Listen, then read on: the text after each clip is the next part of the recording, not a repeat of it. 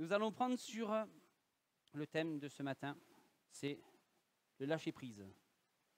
C'est laisser Dieu agir dans notre vie.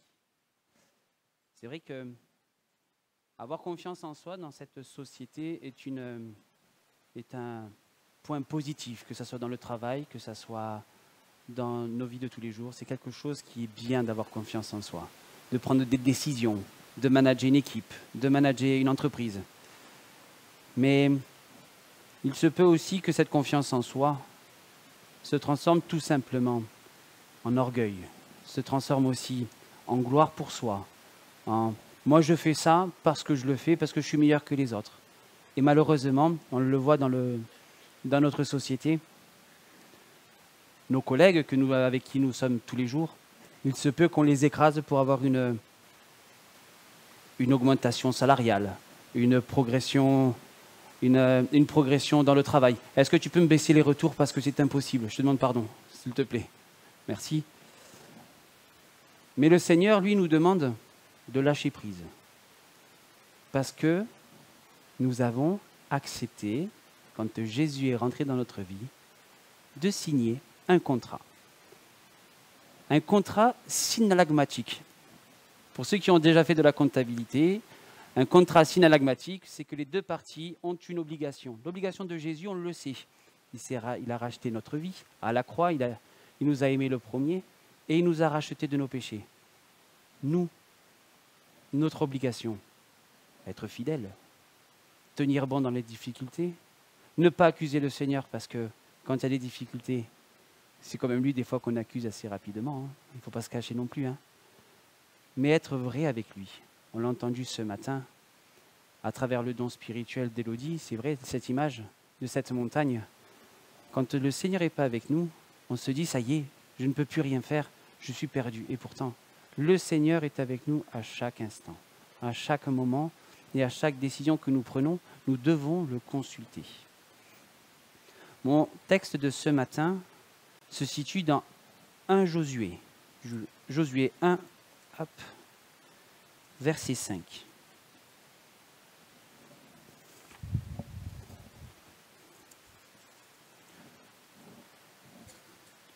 Je l'ai pris en version Summer parce que le texte me permet d'avoir plus d'informations. Josué 1, verset 5. C'est pendant la conquête du pays de Canaan. C'est Josué qui succède à Moïse. Imaginez la pression de Josué. Tant que tu vivras, personne ne pourra te résister, car je serai avec toi, comme j'ai été avec Moïse, je ne te délaisserai pas et je ne t'abandonnerai pas. Prends courage, tiens bon, car c'est toi qui feras entrer ce peuple en possession du pays que j'ai promis par serment à leurs ancêtres de leur donner. Simplement, prends courage, tiens bon, veille à obéir à toute la loi que mon serviteur Moïse t'a prescrite, sans t'en décarter, ni d'un côté ni de l'autre. Alors tu réussiras tout ce que tu entreprendras. Aie soin de répandre sans cesse la parole de ce livre de la loi. Médite-le jour et nuit, afin d'y obéir et d'y appliquer tout ce qui est écrit. Car tu auras du succès dans tes entreprises, alors tu réussiras. Je t'ai donné cet ordre, l'ordre le plus précieux. Prends courage et tiens bon. Ne crains rien, ne te laisse pas effrayer, car moi, l'Éternel ton Dieu, je ferai avec toi tout ce que tu entreprendras. L'Éternel nous demande, et on l'a entendu encore ce matin, méditer la parole.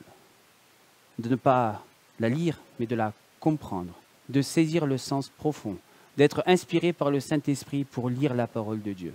C'est vrai que, et je l'ai encore dit aux jeunes hier, si c'est pour prendre ce livre sans esprit de Dieu, malheureusement, je vous le dis clairement, ça fait plus de mal qu'autre chose. L'Esprit de Dieu est là pour nous éclairer. Mais ça, on en a déjà parlé, je ne vais pas y revenir dessus. L'Esprit de Dieu nous permet de comprendre ce livre pour nous, pour notre cœur, pour notre âme, pour l'avancement dans nos vies, mais aussi d'être des témoins dans le monde qui nous entoure. Josué, quand il a pris la succession de Moïse, le Seigneur lui dira tout simplement, médite la parole, mets-la sur ton cœur, et tu verras que tout ce que tu feras pour moi se fera avec succès. Je me dis alors, ça veut dire que quand j'ai des échecs dans ma vie, ça veut dire que je ne fais pas la volonté du Père? Des fois oui. C'est bien de travailler pour Dieu, mais c'est quand même mieux de travailler avec Dieu. C'est quand même plus facile de se dire, Seigneur, est-ce que je peux faire cette entreprise-là? Me valides-tu ce choix? Si le Seigneur me dit non, gloire à Dieu. Parce que je sais très bien que je ne vais pas à l'échec. Je sais très bien que je ne vais pas me brûler les ailes sur un projet que le Seigneur n'a pas validé. Et que même si je continue à formuler ce projet-là, le Seigneur n'est pas sourd. Le Seigneur n'est pas un Dieu de bénédiction, une machine qu'on va demander, crac, crac, comme au casino, mettre une petite pièce dedans, hop, les 3-7, jackpot. Non. Le Seigneur, une fois qu'il leur a dit non, restons fidèles à ces décisions-là. Parce que le Seigneur ne veut pas nous faire tomber, mais il veut que nous soyons un instrument entre ses mains. Et je me dis, combien de fois on a pu se tromper? Combien de fois je me suis égaré parce que j'ai même repris ma vie en main. Pour prendre une petite image, en ce moment, on voit tellement de choses. Moi, je me dis, je suis fan, mais quand on voit tout ce que l'homme arrive à entreprendre, que ça soit à envoyer un vaisseau sur Mars, à faire décoller un hélicoptère sur Mars, à envoyer des hommes sur la Lune, presque, moins sur l'ISS, mais je me dis, l'homme se confie en l'homme. L'image que je vais prendre de Dieu, c'est comme une voiture autonome. Vous avez le volant, vous avez les pédales, vous avez la boîte de vitesse et vous avez la route devant vous. Seigneur, prends ma vie. Quand la route est droite et large, on laisse le Seigneur diriger. Mais quand il commence à y avoir à des petits virages, des embûches sur la route, quelle est la première chose qu'on essaye de faire? Reprendre position de la voiture. On essaye de reprendre possession de notre vie parce qu'on ne comprend pas. Mais le Seigneur ne nous demande pas ça. Le Seigneur nous demande de lui faire confiance, de lâcher prise. Cette montagne qui peut être grande pour toi, tu as l'impression qu'il n'y a pas de prise. Fais-lui confiance parce que le Seigneur va les mettre au fur et à mesure, ces prises, pour que tu puisses t'en sortir. Dieu, dans sa bonté, ne nous laissera pas en difficulté. Même si on peut voir dans le Nouveau Testament des situations délicates, que ce soit pour Paul, que ce soit pour Pierre qui sont en prison, mais ils continuent à louer et adorer le Seigneur parce qu'ils ont décidé de lui faire confiance. Paul et Pierre sont passés par des moments difficiles. Si un chrétien vous dit gentiment, vivre avec Dieu est une vie tranquille, non. Alors pourquoi vivre avec lui? Pourquoi vivre avec Dieu si la vie qui nous montre est difficile, délicate et dure à suivre? Parce que je préfère vivre 80 ans en prison, attaché à des chaînes, mais louer mon Seigneur et avoir une vie à l'éternité avec lui et de le connaître ici-bas, que d'avoir une vie glorieuse, avoir du talent, avoir de la renommée et qu'à la fin de ma vie, je me dis que j'ai tout raté. Je ne dis pas qu'être riche, avoir du pouvoir, être riche et avoir du bien matériel est mal. Je dis tout simplement que tout ça n'est que futilité. Tout ça n'est que c'est qu'un objet qui ici-bas qu'il ne faut pas prêter attention. On en a besoin, c'est vrai, mais ce n'est pas l'objet de notre vie. Quand il y a eu, je me suis toujours souvenu de ce reportage et ça m'a tellement marqué parce que c'est vrai. Quand il y a eu les fermetures des églises en Algérie, quand il y a eu ce moment délicat où les églises étaient en train de fermer, France 2 avait fait un reportage et avait interrogé 2 jeunes de 25-30 ans. La première phrase qu'ont dit ces jeunes à proprement dit de la Bible et de la parole de Dieu, la religion chrétienne est pour les pauvres. Moi, je dis Amen. Oui, c'est vrai. Oui. Vaut mieux amasser des trésors du ciel que des trésors d'ici-bas. Je le dis souvent parce que vraiment, c'est quelque chose d'essentiel. Oui, je préfère être pauvre ici, manquer de tout, mais avoir le seul et unique Dieu qui me transporte, qui me change, qui change mon cœur, qui change ma mentalité, parce que j'ai fait ce contrat-là. Souvenez-vous, la première fois que vous avez rencontré Jésus, c'était un miracle, on l'a encore chanté ce matin. C'est une bénédiction. Et qu'est-ce qu'il en reste aujourd'hui, après tant d'années de conversion, tant d'épreuves passées? Est-ce que vous êtes toujours aussi bouillant pour lui? Ou est-ce que nous sommes un peu plus froids? Est-ce que nous sommes un peu plus déçus par la voie que le Seigneur nous fait traverser? La question se pose assez rapidement et je vous le dis, posez-vous la question tous les jours. Où est-ce que j'en suis avec le Seigneur? Le Seigneur n'oublie jamais nos promesses. N'oublie jamais ce que l'on dit. Quand nous affirmons que oui, je marche avec Dieu quoi qu'il arrivera, ce n'est pas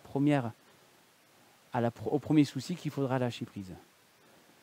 Mais tout ça, dans la parole de Dieu, ça nous est indiqué comment avancer avec lui. Nous allons poursuivre dans Jacques 1, verset 5.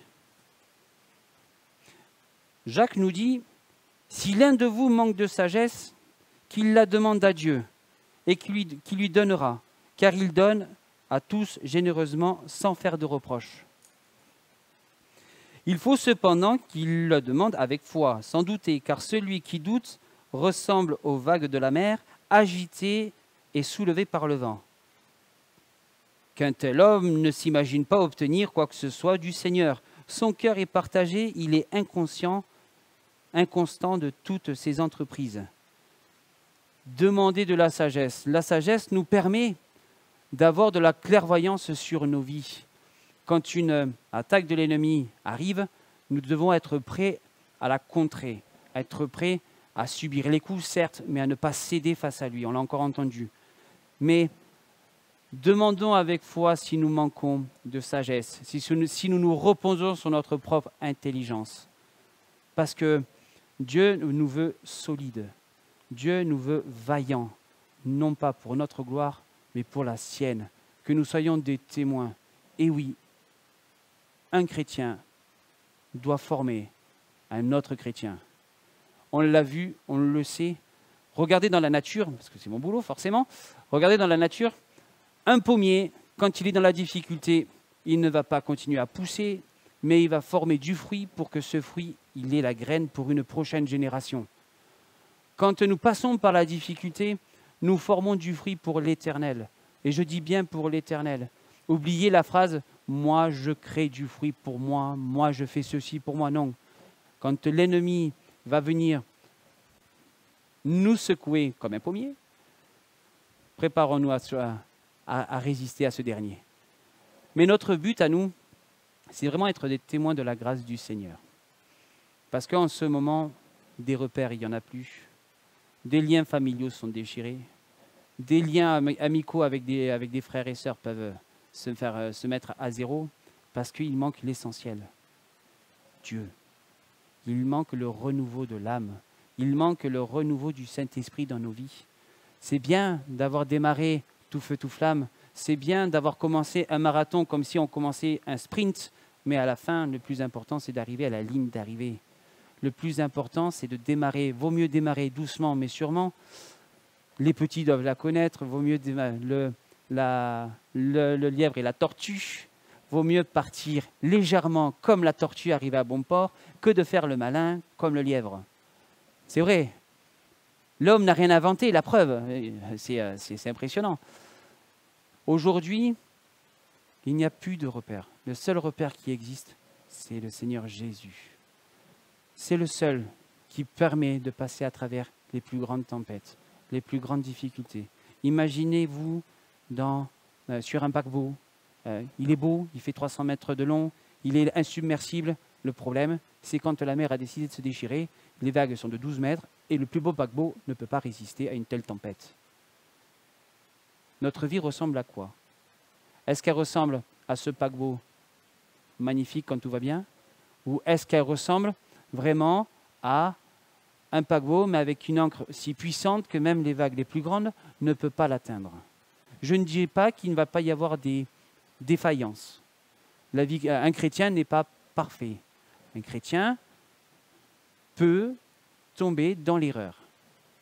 Mais dans Josué, il nous dit « fortifie-toi ». Prends courage. Moi, j'ai toujours fait cette erreur-là, je vous le dis. J'ai toujours dit, Seigneur, donne-moi ce courage nécessaire. Seigneur, permets-moi de me fortifie-moi. Mais quand j'ai lu ce passage, fortifie-toi, c'est l'Éternel qui donne cet ordre. Ça veut dire que c'est à nous de faire ce travail-là. L'Éternel a déjà fait ce travail, a déjà tout donné pour y arriver. Mais il faut tenir bon. Oui, la parole de Dieu est une bénédiction pour notre âme, est une bénédiction pour nos vies, est une bénédiction pour les gens qui nous entourent. Et je dirais même est une bénédiction pour nos ennemis. Parce que quand nous parlons de Dieu à des chrétiens, c'est tout beau, ça marche très bien, il n'y a pas de souci, il peut y avoir des désaccords, mais avec le Saint-Esprit, on peut tranquillement remettre les pièces dans le bon ordre. Mais essayez de parler à un chrétien, à une personne qui était chrétien, qui est revenu dans le monde. Là, ça, je vous le dis, ça, si vous n'êtes pas rempli du Saint-Esprit, la parole de Dieu va vous revenir droit dans les dents et il va falloir tenir bon. Parce que, comme je vous l'ai dit tout à l'heure, il n'y a qu'avec l'Esprit de Dieu que nous pouvons lire cette parole. Rien d'autre que cela. Il faut toujours avoir cette communion avec le Seigneur. Avoir confiance en Dieu, c'est d'avoir cette intimité de tous les jours. Ce que vous faites à l'église, ce n'est que 10% de ce que vous faites tous les jours chez vous. J'ai encouragé les jeunes dans ce sens-là, au sujet de savoir prier à haute voix dans l'église. Si vous avez l'habitude de le faire à la maison, ici, ça sera naturel. En revanche, si vous n'avez pas l'habitude de lire votre parole, de lire la parole de Dieu à la maison, de prier le Seigneur, de demander le Saint-Esprit, ce n'est pas le dimanche matin que ça se fera. Je reformule ma phrase pour pas qu'il y ait de sous-entendu. Ça peut se faire si vous le demandez tous les jours, ça se fera un dimanche matin, mais si vous ne le faites pas tout le long de la semaine, ce n'est pas le dimanche matin que votre vie chrétienne se résume. Voilà, je pense que c'est mieux dit comme ça. La vie chrétienne se passe tous les jours. Tous les jours. Le travail avec Dieu, c'est tous les jours. Lui, il est fidèle tous les jours avec nous. Et nous, sommes-nous au rendez-vous de tous les jours avec lui? Ça, c'est une bonne question. Vous avez 3 heures pour répondre. Je relève les feuilles juste après. Je ne veux pas vous démoraliser. Je ne suis pas là pour ça. Je ne suis pas meilleur que vous, loin de là. Même des fois, je me dis, mais qu'est-ce que je fais là, vraiment? Quand je vois les anciens, quand je vois les plus anciens dans l'âge avancé, je me dis, mais Seigneur, pourquoi me remplir moi de ton esprit? Il y a d'autres personnes qui sont là pour cela. Mais tenir bon comme je vois les anciens qui tiennent bon. Mais pour nous, en tant que jeunes, c'est un exemple. Comme quand j'entendrai les jeunes prier à haute voix, ça sera pour nous un exemple et une fortification. Parce que c'est l'église d'aujourd'hui. Les aînés aussi, vous êtes l'église d'aujourd'hui. Vous n'êtes pas l'église d'hier, vous êtes l'église d'aujourd'hui. Mais je dis, Seigneur, tu nous permets de nous réunir. L'unité avec le Seigneur Jésus n'a pas de prix. C'est vrai que quand on regarde notre vie auparavant, on a perdu pas mal de choses qui est bon. On a perdu peut-être des amis, on a perdu peut-être un travail, on a perdu peut-être de l'argent, on a perdu, mettez tout ce que vous voulez dessus. Mais on a surtout perdu nos mauvais travers, nos mauvais travers qu'on avait quand on ne connaissait pas le Seigneur et il nous en a donné des meilleurs. Alors oui, la route est longue, oui, la route est difficile, mais qu'est-ce qu'elle est bonne. Mais qu'est-ce qu'elle est bonne, vraiment. Parce que je me rends compte que plus le temps passe, et plus en exerçant la parole de Dieu, en la lisant régulièrement, je me dis, Seigneur, qu'il est bon d'être avec toi. Oui, c'est vrai, ce sont des belles histoires, pour reprendre le terme de tout à l'heure, ce sont des belles histoires, l'Ancien Testament. Mais sommes-nous capables de réaliser 10% de l'Ancien Testament? Franchement, quand nous voyons tous les sacrifices à faire, bon, c'est sûr qu'on aurait une maison et on aurait un bétail jusqu'à Albi, ça serait parfait, il n'y a pas de souci. Mais vraiment, aujourd'hui, tout a été accompli à la croix. Le Seigneur Jésus a fait son œuvre. Il a été ressuscité, c'est vrai, mais il est mort pour nous. Et nous, Notre rôle, c'est de combattre notre nature chaque matin. Je laisse le diable de côté. Le diable, on en entend assez régulièrement. Il ne faut pas le surestimer, il ne faut pas le sous-estimer non plus. C'est vrai. Parce que quand on a décidé de se lever pour le Seigneur, lui aussi décidera de se lever contre nous. Mais quand même, il y a quelqu'un qui est plus fort contre lui. Dieu. Mais par contre, notre rôle à nous, c'est de lutter contre notre nature. D'y prendre un combat sérieux. De ne pas surestimer non plus notre nature, mais de ne pas la sous-estimer. Parce que c'est vrai que quand on a commencé à prendre une routine, de se dire, oh, ben ouais, oui, bon ben là pour une fois je ne vais pas lire la parole de Dieu. Seigneur, tu vois que toutes mes activités sont bouclées pour la journée. Mais sauf que si on s'habitue à passer sur ce chemin-là, on ne lira plus. On perdra notre salut à la fin, je vous le dis, et l'ennemi reprendra ses droits sur nous. Parce que nous laisserons tout simplement l'accès au diable.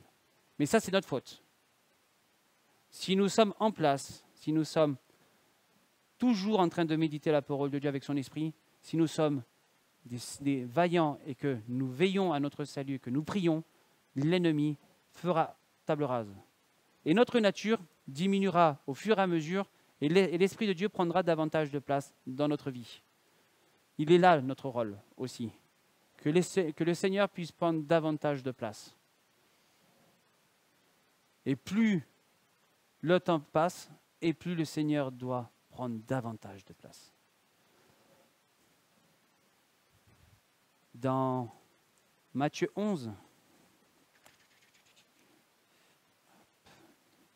Matthieu 11, voilà, ici, j'ai tellement de papier.